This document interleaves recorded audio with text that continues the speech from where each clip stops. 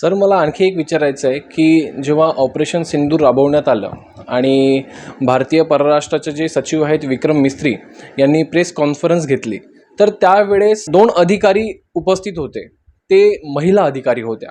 तर भारताला हा काय संदेश द्यायचा आहे जगाला की महिला अधिकाऱ्यांना तिथे समोर केलंय भारताने?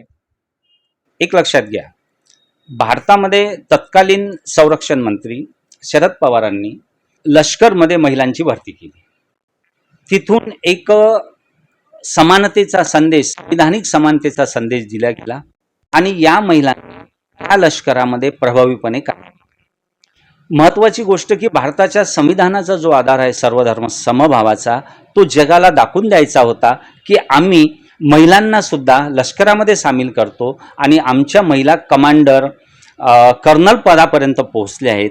म्हणूनच त्या दोन्ही महिलांना पुढे करून ऑपरेशन सिंदूरची इत्थंभूत माहिती जगासमोर मांडण्याचा प्रयत्न झाला.